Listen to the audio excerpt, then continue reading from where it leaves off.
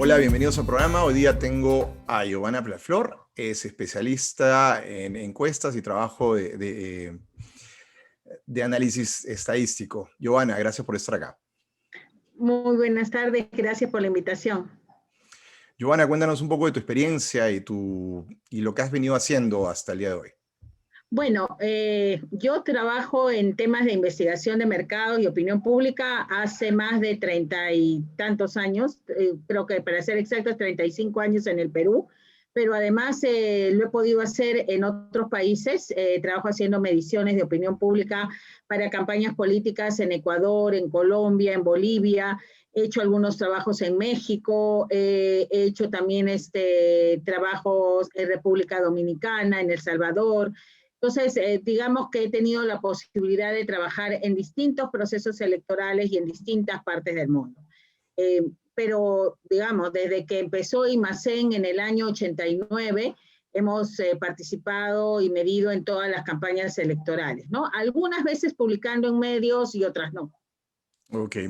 Cuéntame, Giovanna, hoy día tenemos una situación sui generis, ¿no? Hoy día tenemos una cantidad de candidatos enorme y muchos están igualados.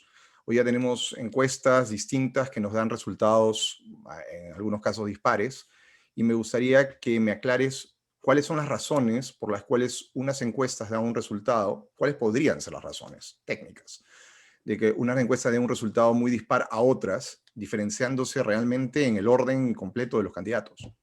Mira, lo primero que hay que tener en cuenta es que la precisión de una encuesta está relacionada con el margen de error y con el tamaño de casos que uno toma. Entonces, uno de los problemas que tenemos en el Perú, y no de ahora, sino de hace bastante tiempo, es que el tamaño de encuestas que se hace es bastante pequeño. Entonces, cuando hablamos de empates estadísticos, como tú dices, márgenes entre un candidato y otro, que están dentro de lo que llamamos el margen de error, que se saca a través de una fórmula, nosotros decimos hay un empate, pero no significa que en la realidad estén empatados. Significa que para la cantidad de encuestas que estamos realizando no podemos establecer quién va primero, quién va segundo, o quién va tercero, o cuarto, o quinto, y así sucesivamente. Entonces, una de las cosas que debiera haberse hecho dadas las características de este proceso electoral, es aumentar la cantidad de casos.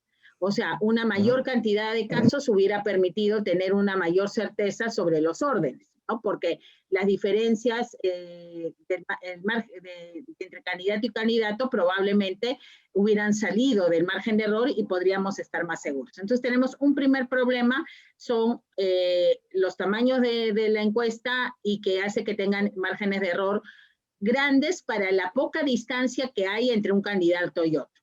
En otros procesos electorales, cuando el primero tenía 30, el segundo 20, ¿no es cierto? Y el otro 15, eso no era tan importante, pero en este proceso electoral sí. Un segundo tema tiene que ver con nuestra geografía. Nosotros somos un país bastante heterogéneo, bastante disperso, y entonces hay zonas, particularmente las rurales, particularmente las zonas más pobres, que no siempre están siendo tomadas en las muestras, porque, digamos, y más hoy en día. Hoy día tenemos sitios que están cerrados, dificultades para trasladarnos de un lado a otro, para hacer los temas de supervisión.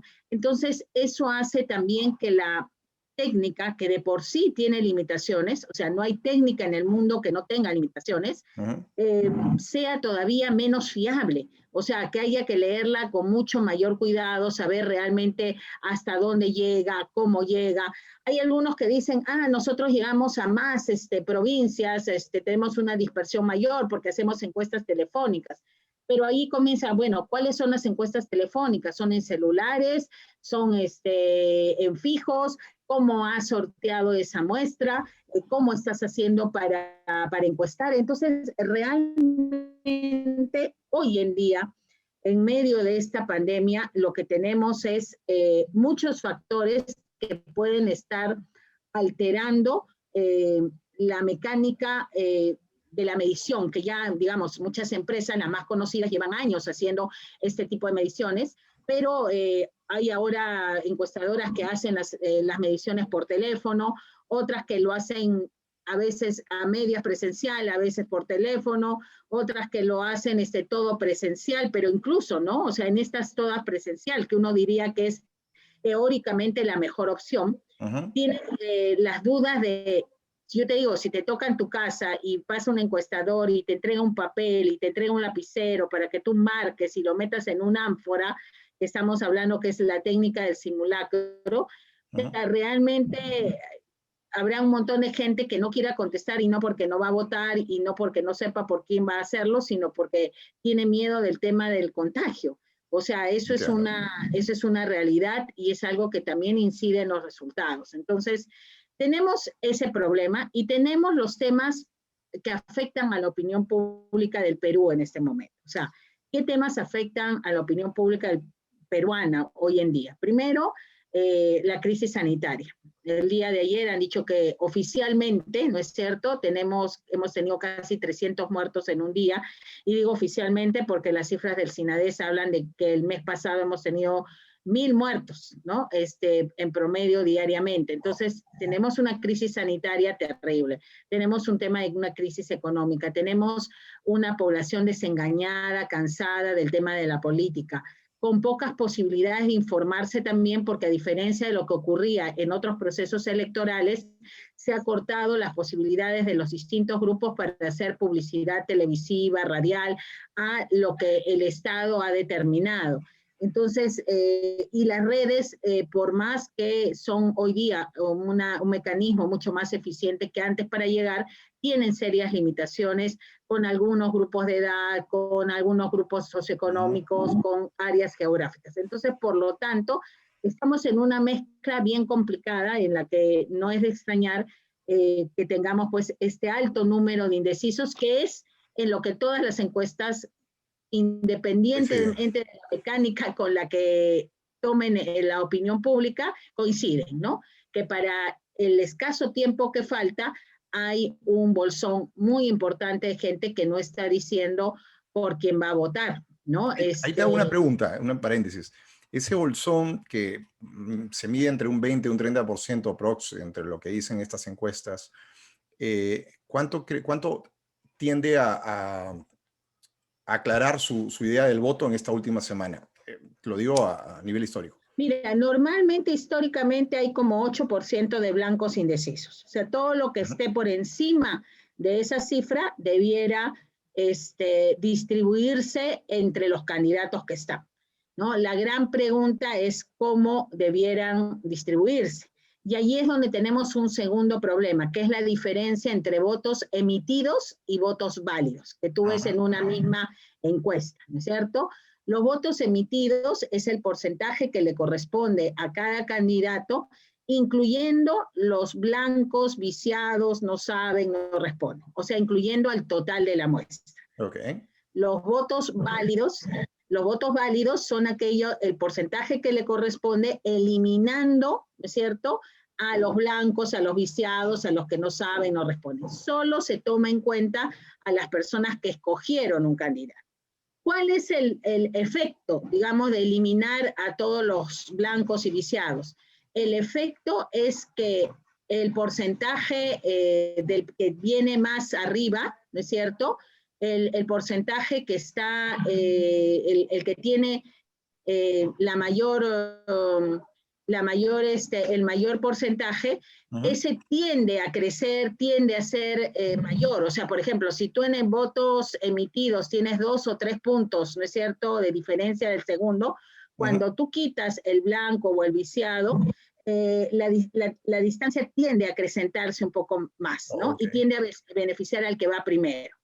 O sea, hacer algo más grande su porcentaje. Pero la realidad es que para que sea válido, ¿no es cierto?, o sea, realmente coincida con la realidad el voto válidamente emitido que se señala el día de hoy, significaría que los que se van a definir, ¿no es cierto?, que hoy día están en blancos, lo debieran hacer en la misma proporción y en la misma forma que los que ya se decidieron. Y normalmente no ocurre así, porque los que se tienden a definir primero son las clases altas o medias altas, ¿no? Digamos del C hacia arriba, las zonas urbanas. Claro, los que tienen más acceso a la información, los que están más influenciados por los medios de comunicación, ¿no es cierto? Y los que tienden a decidirse a última hora suelen tener otra lógica, otra perspectiva. Entonces, no es tan adecuado hacer eso. Además, que dicho ese paso, yo te he hablado del margen de error, ¿no es cierto? Que cuando tú tienes 1.200, 1.400 o 1.600 casos, va más o menos entre 3 y 2.8, ¿no? 3.5, dependiendo, ya. Pero si tú tienes los que se han definido son 800 casos, ¿no es cierto? Tu margen de error crece. Ya no es el margen error total, sino es mayor el margen de error. Entonces, realmente, ¿de qué estamos hablando? ¿No es cierto? A estas alturas debería haber mayor precisión, sí. Cuando hay votos blancos o nulos muy altos, suele haber la posibilidad de que los resultados varíen de forma significativa. O sea, en puede otras la gente palabras, decidirse incluso en la devolución. o sea, en otras palabras, podemos tener una sorpresa este domingo 11. Mira, sí, podemos tener sorpresas, algunas debidas a las limitaciones de las técnicas. O sea, yo creo que las zonas rurales, por ejemplo, yo intuyo que no deben estar tan bien cubiertas, ¿no? Por las dificultades de movilidad y las dificultades de llegar, porque además las mediciones no han incluido totalmente, ¿no? O sea, por ejemplo, hay algún sondeo, bueno, los telefónicos que dicen que se han hecho en un solo día, ¿no? Y que se han hecho después del debate. Teóricamente solo esos podrían decir que han incluido el debate, pero tienen otros problemas, ¿no es cierto? Que tienen que ver con el tema de las tasas de respuesta, de las tasas de cambio, que no se informa mucho qué cosa está ocurriendo. Entonces, pueden haber sorpresas porque no se llegó a medir realmente lo que estaba ocurriendo, y también porque tenemos bolsones de gente que está indecisa en este momento y que va a depender de lo que pase el lunes, martes, miércoles, jueves o el viernes mismo. Ahora, ¿qué porcentaje de las personas que ya decidieron el voto el día de hoy tienden a cambiarlo en una semana? O sea, hay un... En ese caso es menos y suele irse achicando conforme uno llega al día de las elecciones, ¿no? Más o menos en estos momentos debe estar, varía de candidato a candidato, pero no debe ser más de un 10 o 15%, ¿no? De los que ya están decididos que podrían cambiar su voto. Por eso es que normalmente en las encuestas se mide algo que se llama matriz de transferencia, que es preguntarle a las personas cuál es su segunda opción. Y eso, por ejemplo, es algo que no lo puedes hacer cuando haces un simulacro. Cuando haces un simulacro y le entregas una cédula, no hay posibilidad de preguntarle nada a la persona, ¿no? Entonces, de allí asumes que el blanco es alguien que va a votar en blanco, y de repente es alguien que si fuera una encuesta te diría todavía no he decidido. Entonces, a veces el simulacro puede ser más engañoso, entre comillas, no porque quieran engañar con la técnica, sino porque la metodología está hecha para ser eficiente cuanto más cerca esté. Y además generalmente se hace no para el tema de acertar, sino para el tema de averiguar si hay voto escondido. O sea, si tú tienes en la cédula un resultado muy diferente de la encuesta, tú puedes agarrar y decir, ahí hay voto escondido, que no es lo que parece existir en estos momentos. Entiendo. Ahora, siempre se habla, y lo dicen ligeramente muchos candidatos, de que las encuestas están hechas para favorecer a ciertos candidatos. Y no solo los candidatos lo dicen la gente en común. Y coincide lastimosamente con que ciertos medios tienden a publicar encuestas que tienden una tendencia y otros medios publican otras.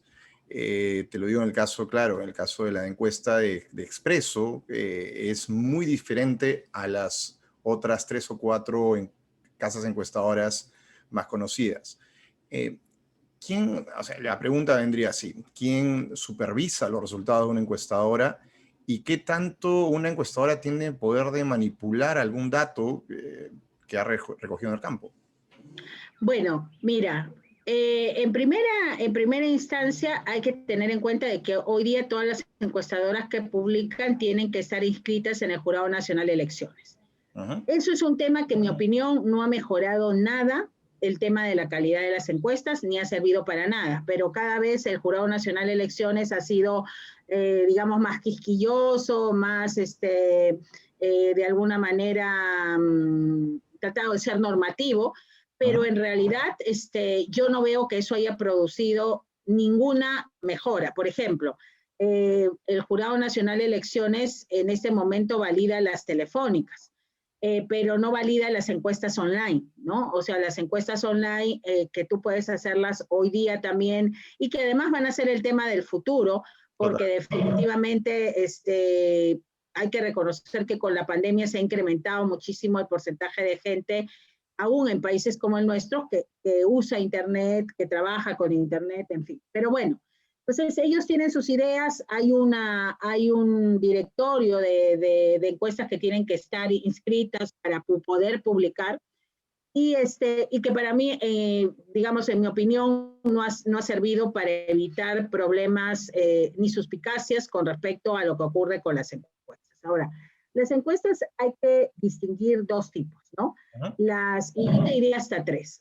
Bueno, las encuestas que son publicadas, las que normalmente las contratan los medios de comunicación para hacer el seguimiento de la opinión pública y que son mucho más frecuentes en el Perú de lo que ocurre en otras partes, ¿sabes? O sea, en otras partes hacen con mucha menos frecuencia los medios y qué sé yo, pero acá porque también digamos, han llegado a muestras muy pequeñas, ¿no? Que es lo que finalmente supongo que financian los medios. Bueno, están las encuestas publicadas y las encuestas que no son públicas, porque hay que señalar que todos los candidatos, ¿no es cierto?, que trabajan profesionalmente, o sea, que tienen equipos profesionales de campaña, van a utilizar encuestas. Todos, ¿ya? O sea, ¿y para qué utilizan esas encuestas? ¿Para publicarlas? No. Las encuestas las utilizan para tomar decisiones, para saber dónde está su voto, dónde está su público objetivo, si lo que están haciendo está subiendo, está bajando, o sea, está funcionando o no, si están subiendo, están bajando. En realidad, una campaña que se respete jamás seguiría los resultados de su actividad, ¿no es cierto? Jamás la seguiría por las encuestas publicadas en los medios. O sea, ninguna campaña seria. ¿Por qué? Porque para tú valorar el tema de una encuesta, no solamente son los criterios metodológicos que hemos conversado en un inicio, ¿no es cierto? Como la muestra, como la distribución, como ¿cómo se llama? El tema de la metodología que vas a utilizar, sino también importa el cuestionario, importa en qué lugar pones la pregunta, importa si estás entregando tarjetas, y son todas cosas que tú no las puedes evaluar ni siquiera por la ficha técnica que publican los medios de comunicación. Entonces, eso para digamos, tenerlo eso en claro. Ahora, muchos de estos políticos que usan encuestas y que saben que están, digamos, en una situación no óptima, lo que tienen miedo es que se cree tendencias que los afecten. O sea, por ejemplo, el llamado voto útil, ¿no? Que en algunas campañas se ha hecho, por ejemplo, que se desestime algunas candidaturas, como la de Valentín Paniagua cuando fue candidato a la presidencia, ¿no? O sea, estar en los últimos lugares y no en los primeros a veces hace que la gente pueda decir, estos son los útiles, digamos, ¿no? O sea, ¿con quién pierdo mi voto o con quién no pierdo mi voto? Entonces, por eso es que algunos políticos atacan en la idea de que hay ese tipo de efecto. Algunos, que creo que para mí que son los más despistados, creen que la gente vota por quien va en primer lugar. Y eso no ocurre. Muchas veces, y en nuestros países principalmente, la gente muchas veces vota en contra del que va en primer lugar, ¿no es cierto? O sea, porque el antivoto suele ser más importante. Pero hay políticos que creen que eso funciona así. Y eso los lleva o a atacarlas o a veces también a crear encuestas ficticias. En el último proceso electoral en Bolivia, en el que nosotros hicimos algunas mediciones para algunos candidatos, sin embargo, días antes de las elecciones comenzó a circular un WhatsApp en que nos atribuían pronósticos para todas las gobernaciones de Bolivia. y nosotros no habíamos hecho. Incluso hicimos un comunicado que fue recogido por una empresa, de estas empresas que miden que señalan cuando hay fake news, ¿no? Puso nuestro comunicado y lo señaló. Y nosotros no habíamos generado esos datos. Y bueno, y no solo nos ha pasado en Bolivia, No, nos no, ha pasado en Ecuador y ocurre 300.000 mucho aquí veces en Perú. en Perú. Esta última semana se tiende a pasar los famosos WhatsApp, ¿no? Con los nombres Y ficticios, eso de ¿no? que el zapato va subiendo, ¿no es cierto? La trenza va bajando, no sé, pues el chanchito se ha Sí, estancado, ¿no? Se inventan también cosas que son, exacto. por eso te digo, medias absurdas y que se prestan muchas veces a ese tema de ¿Tú manipulación. estás de acuerdo en que Ahora, las encuestas se publican hasta el último día? ¿Estarías de acuerdo a eso? sí, a mí me parecería que sí.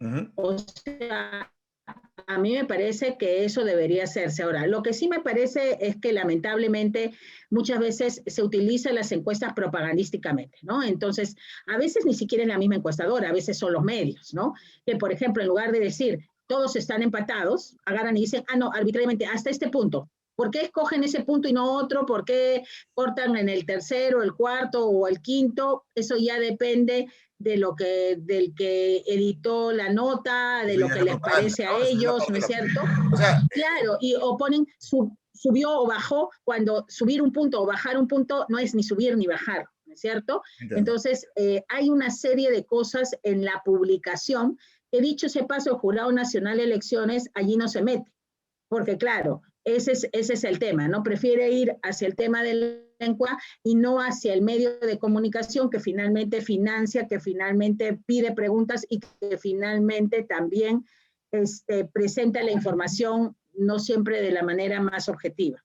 Pero ¿qué tanto nosotros los peruanos acostumbramos a cruzar con candidatos de Congreso de otra bancada?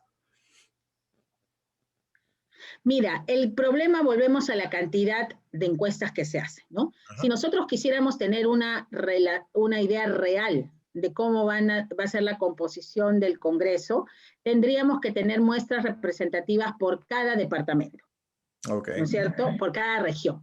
O sea, porque los congresistas se escogen por regiones. Ujú. Pero además no valdría la pena tampoco tener solo de algunas, o sea, por decir Piura, Tumbes o Arequipa. ¿Por qué? Porque un partido puede estar muy fuerte, por decir en Ayacucho, pero no pasar la valla a nivel nacional. Y si ese partido no pasa la valla, todo se recompone. Todo se recoge, Entonces, exactamente. exacto. Entonces, recién vamos a tener, claro, ahí la situación actual nos lleva a decir intuitivamente que va a ser un Congreso muy fragmentado, y no solo por el bajo porcentaje que tengan, digamos, cada agrupación, sino porque los porcentajes que están sacando los presidenciales, ¿no es cierto?, te hacen pensar que por lo menos sus listas debieran estar por allí. Ujú. Entonces, quiere decir que, a diferencia de otras veces donde podríamos tener 3, 4 o 5 partidos grandes y punto, esta vez podrían pasar la valla, ¿no es cierto?, más partidos, y por lo tanto atomizar muchísimo más el Congreso de la República. Que, dicho sea de paso, la fórmula que se utiliza está hecha para beneficiar a quien va primero, y ya hemos visto la forma en que lo ha hecho, como fue en el caso de la elección donde Keiko 16. Fujimori o el Fujimorismo terminó con una mayoría, ¿no es cierto?, Que no era absoluta, representativa. que no representaba realmente el porcentaje que había obtenido en términos de votos. Pero ese es, pues, el sistema que tenemos y el cual no se ha hecho nada para cambiar. Entonces, otra vez volvemos a lo mismo. Entonces, tenemos, claro, medios de comunicación en crisis que no van a invertir mucho para saber, que quieren sacarle información a veces que no pueden a los datos que tienen, ¿no es cierto?, porque son muestras muy, muy pequeñas o muy puntuales. Y eso hace, en mi opinión, que a veces el elector termine confundido, ¿no? Y ahí hay un tema bien importante, que es cómo influye en la gente, ¿no? La gente, en mi opinión, lee las encuestas de acuerdo a su preferencia. O sea, Sí. si yo vivo en una familia fujimorista, ¿no es cierto?, soy fujimorista y veo, no, digo, no, pues si yo, todos los que le pregunto son fujimoristas, o a todos los que le pregunto son de López Aliaga. O sea, miro a la encuesta como una propaganda más, como un dato más, ¿no? Y te fastidias Existen cuando no pocos coincide. momentos como el que ocurrió durante el gobierno de Vizcarra, ¿no? Durante el gobierno de Vizcarra, en el cual sí, a veces se crean pues sensaciones como lo que le llaman la espiral del silencio, ¿no? O sea, todos amábamos a Vizcarra teóricamente en ese momento. Ya, Ok. eso, pero allí también, otra vez, no son solo las encuestas, son los medios de comunicación. Ujú. Ahora, regresando a la parte técnica, la encuesta, te he escuchado varias veces mencionar el tema de que las encuestas son muy pequeñas. O sea, tenemos una población de más de 30 millones de personas y tenemos una encuesta que normalmente bordea los 1.200. Utilizan un 3% de margen de error en promedio y utilizan un 95% de nivel de confianza en base a sobre los 20 millones de la población que va a votar. Para ti, Claro, yo deberíamos mira, reducir, la pregunta sería, sí. ¿deberíamos reducir el nivel de confianza? ¿Deberíamos, perdón, aumentar el nivel de confianza, reducir el margen de error? ¿Cómo sería una encuesta representativa en número? Mira, lo que pasa es que el tamaño de la cantidad de encuestas no está en función del tema de la cantidad del universo, particularmente cuando hablamos de universos infinitos, ¿no? Y Ajá. hablamos universos infinitos a partir de una cantidad determinada, ¿no? No es, porque obviamente sabemos la cantidad exacta de electores que hay en el Perú y en ese sentido no sería infinito, ¿no es cierto? Ajá. Pero entra en esa categoría de acuerdo digamos, a los cánones estadísticos. Entonces, ¿pero por qué yo digo que es muy pequeña? Yo digo que es muy pequeña para lo que lo obligan a decir. Ok. O sea, con 1.200 quiere saber qué cosa pasa en el norte, qué pasa en el centro, qué pasa en el sur, qué pasa en el oriente, qué pasa en el cono norte, qué pasa en el cono sur, qué pasa, ¿no es cierto?, en Lima Norte y Lima Sur. Información muy detallada para esa población. Si solamente la agarraras en totales, ¿no es cierto?, y Ujú. no tuvieras ninguna pretensión adicional, podríamos estar todavía, digamos, en una situación más o menos aceptable. Y digo más o menos aceptable porque tendríamos que ver cuán dispersa están esos 1.200. O sea, cuando yo divido 1.200 en todo el Perú y las provincias, puede haber provincias en las que me toque una encuesta, dos encuestas. Entonces la empresa no va a mandar a un encuestador para hacer una encuesta, dos encuestas. ¿Qué hace el muestrista?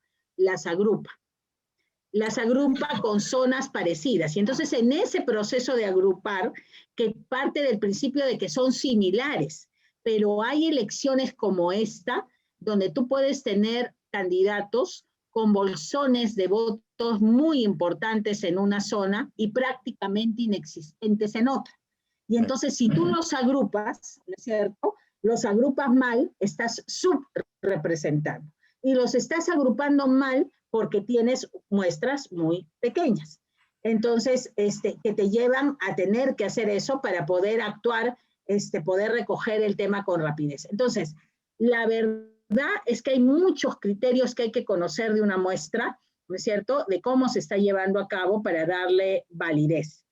Y las diferencias que hoy día estamos viendo, en mi opinión, se están relacionadas con que cada quien está resolviendo las cosas de una manera distinta porque estamos en claro, porque de repente no puedes llegar a esta zona porque está bloqueada o porque que el equipo que tenías allí no funciona si no está en otra zona. Entonces ya estamos hablando de cosas que requerirían un detalle mucho mayor de información de parte de quien las hace para que efectivamente pudiéramos, ¿cómo se llama?, tener una idea más clara. Por eso yo me iría básicamente al tema básico.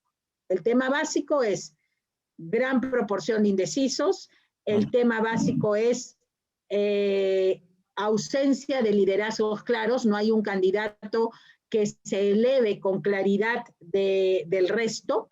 Hay digamos, una distancia muy, muy pequeña. Hay algunas tendencias, ¿no?, que sí parecen estarse más o menos repitiendo en términos de un Lescano que cayó, un López de Aliaga que se estancó, que no siguió creciendo, ¿no es cierto? Y que parece incluso que retrocede, perdón. Y hay otros casos en los que aparecen, perdón, Tenemos al señor Castillo que crece en el sur. ¿me decías? Al señor Castillo que está creciendo en el sur, digo. Exacto. Por ejemplo, este es un personaje que ha irrumpido independientemente de la técnica que utilices. Ujú. Y ese es una cosa interesante para tomarla en cuenta, porque quiere decir cuando un dato irrumpe en todas, ¿no es cierto?, de la misma manera, es algo que habría que prestarle bastante atención. Entiendo. Para ti, qué importancia crees que este último debate de 3 días ha significado en las encuestas que lo reflejan y las que no? Mira, yo creo que por ejemplo, el hecho que el escano se estancó es resultado del tema de los debates. Me llama la atención que hay muchas que no están evidenciando la performance de Verónica Mendoza y porque para mí no es solamente el tema del último debate, sino que ya venía de anteriores debates más focalizados mostrando una performance positiva, digamos, ¿no? Ujú. Entonces que eso, hay algunos sondeos que yo los veo extraños en ese sentido, en que no reflejan esa evolución. Creo que hay otros que definitivamente perdieron su oportunidad, ¿no? Como es en el caso de López Aliaga, Ujú. más allá de que pueda haber tratado de responder en redes o de reubicar su perfil con alguna explicación, la verdad es que el elector peruano siempre ha sido muy duro con respecto a la capacidad verbal de los candidatos. Eh, para dar un ejemplo, el caso de Alberto Andrade, a él le dieron muy duro en determinado momento con respecto a que él leía lo que decía. Y Pero Humala leyó a la vez que él salió candidato y bueno, y Fujimori tampoco era. pero por ejemplo, pero suele ser, pero en el caso de Humala, en el debate, en los debates no le fue tan mal, no fue un tema visto tan negativamente. Y además, en el último debate, por ejemplo, Keiko Humala, ¿no es cierto? Ujú. En el de la segunda vuelta, eh, el debate de Humala fue bueno porque logró imponer un tema que fue el de las esterilizaciones forzadas durante toda la semana previa a las elecciones. Y lo logró imponer no porque él lo mencionara, sino porque Keiko Fujimori decidió defender a alguien que tenía en su grupo, ¿no es cierto? Que era se me ha ido el nombre ahorita, del doctor, lo defendió.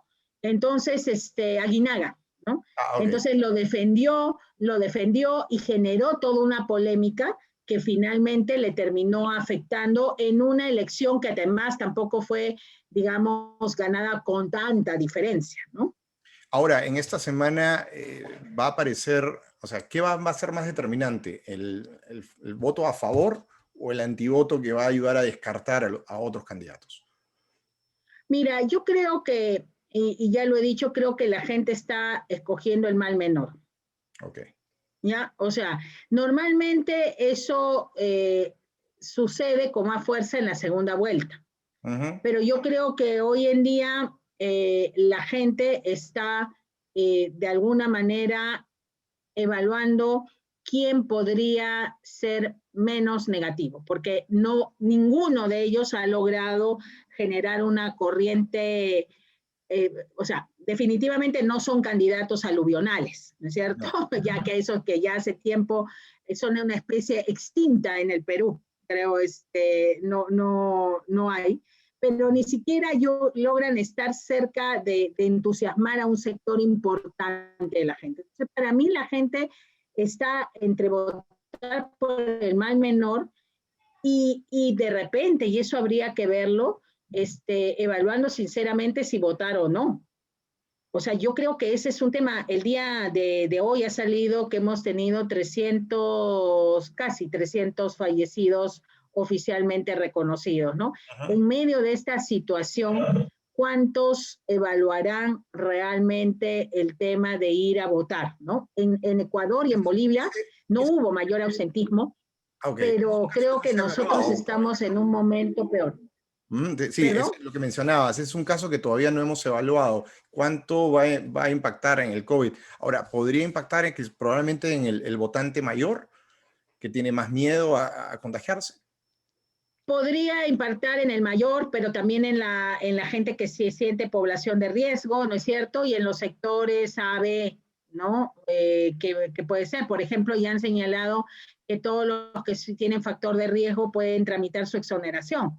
Ujú. Entonces, eso no sé qué tanto se ha publicitado o no, pero es una opción, ¿no? Hay también los que dicen, bueno, voy a ver qué tanta gente hay y dependiendo del barullo voto o no voto, ¿no es cierto? Ujú. Pero estamos hablando de un tema realmente complicado, ¿no? Donde no se siente que los organismos electorales le hayan brindado la seguridad al ciudadano de que va a ir a un proceso donde las posibilidades de contagio realmente estén controladas, ¿no? Entiendo. Y además, Ujú. tienes el otro tema que es importante. Estamos todos convencidos de que va a haber segunda vuelta, ¿no es cierto? Esa es la otra constante en las encuestas. Entonces, ante ese escenario, ¿no es cierto? Bueno, siempre queda la posibilidad de decir, bueno, si los candidatos que pasan son muy malos o hay uno muy malo, tienes la posibilidad de ir en la segunda vuelta a dirimir, si es que te parece tan importante, ¿no? Entonces, Ujú. yo creo que esos elementos todavía hay que evaluarlos bien. O sea, tenemos constante que va a haber segunda vuelta, que el Congreso va a ser fragmentado y que probablemente ingresen más de 8, probablemente hasta 8 bancadas puedan estar pasando la valla, ¿no? Por esta fragmentación. Ahora, ¿qué tanta transferencia de voto hay tanto en la izquierda como en la derecha? Es decir, si el señor de Soto en este momento se encuentra arriba, votantes de señor Aliado, señora Keiko Fujimori, podrían transferir su voto y viceversa si fuera al revés. Y en el caso de la izquierda, la señora Mendoza, el señor Lescano y el señor Castillo, o son visiones distintas dentro de un mismo bolsón de izquierda o derecha. ¿Cómo lo ves tú? ¿Sientes que es el mismo votante? Yo creo que en el caso de Hernando de Soto, López Aliaga y Keiko Fujimori, hay una superposición bastante clara entre estos Perú urbano. Al Perú rural no creo porque ahí creo que Hernando de Soto y el propio Aliaga van a tener menores posibilidades de tener votos allí donde la casta venir hace bastante tiempo, ¿no? Donde fuerza popular, pero en el sector urbano yo creo que son opciones bien parecidas.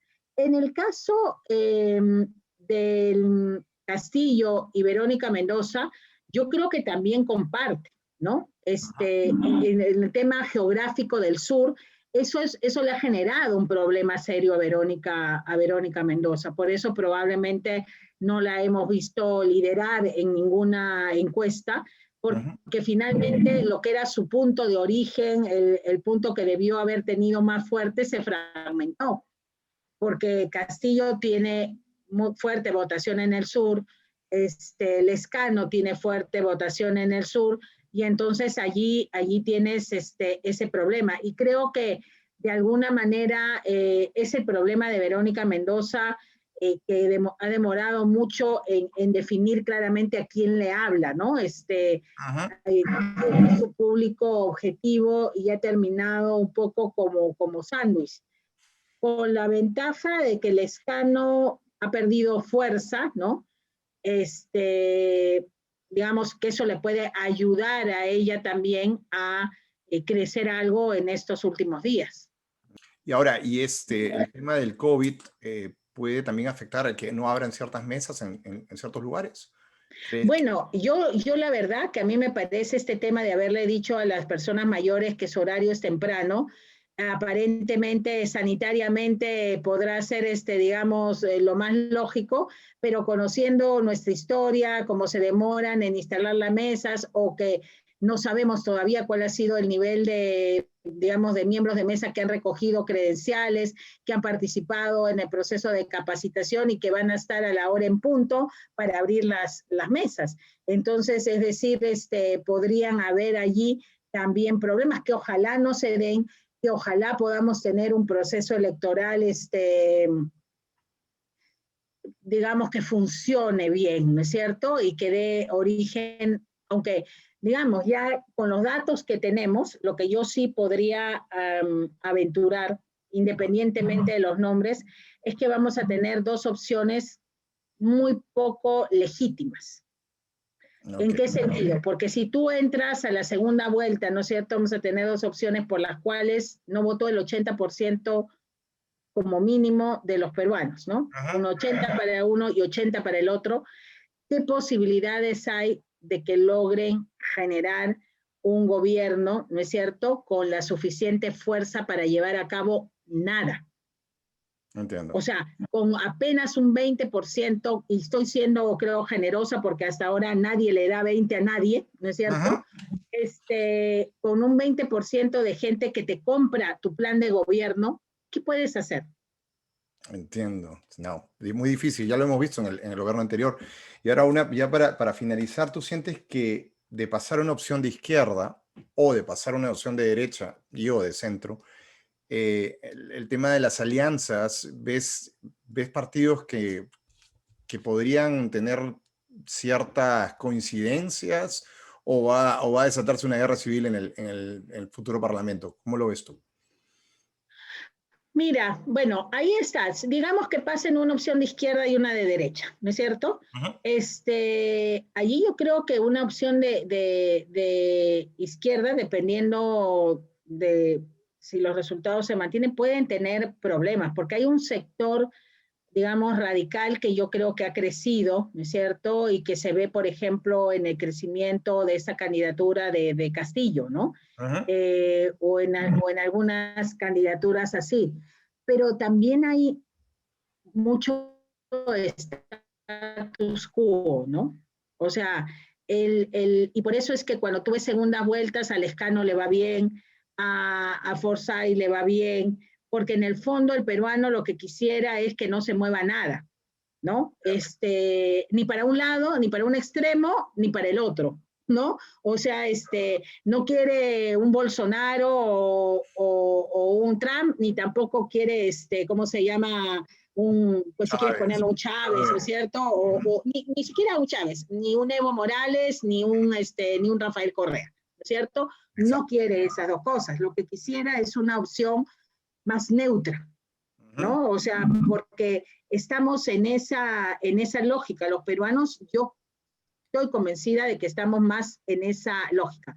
Queremos que cambien las personas, queremos que cambien los nombres, pero no estamos como Chile, por ejemplo, ¿no? Que está más cercano a querer cambios profundos en el sistema. En el caso peruano no lo veo todavía, quién sabe, porque dicen algunos politólogos que las sociedades están en crisis muy profundas, económicas, sociales, sanitarias como las nuestras, no son pues las sociedades revolucionarias, no son las sociedades pre-revolucionarias, son las sociedades donde los sectores que sufren esto están más resignados, ¿no? Es como cuando tú ves a una persona que ha estado en cola 3 días para comprar un balón de oxígeno y que le avisan que su familiar falleció y que simplemente se regresa a su casa. O cada historia más complicada que otra. Entonces esos no son escenarios revolucionarios, ¿no? Entiendo. Y ya para finalizar, y ya que no me vas a decir un nombre, te lo voy a poner más fácil. Te voy a preguntar por una tendencia. Es decir, el candidato para ti que creas que va a ganar es de izquierda, derecho, de centro, progresista. No te estoy comprometiendo. ¿Que va a ganar en la segunda vuelta? Bueno, ¿quiénes entran? Dime solo por color para la segunda vuelta.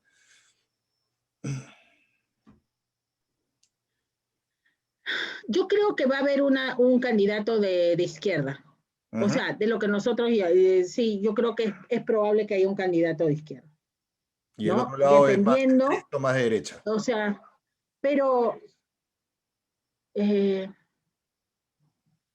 yo creo que podría ser de centro, o sea, de un Mezclado. centro que alguno pueda decir centro izquierda, centro esto, pero más de centro, ¿no? Ya, ya. Creo que por ahí va. Ya leí entre líneas.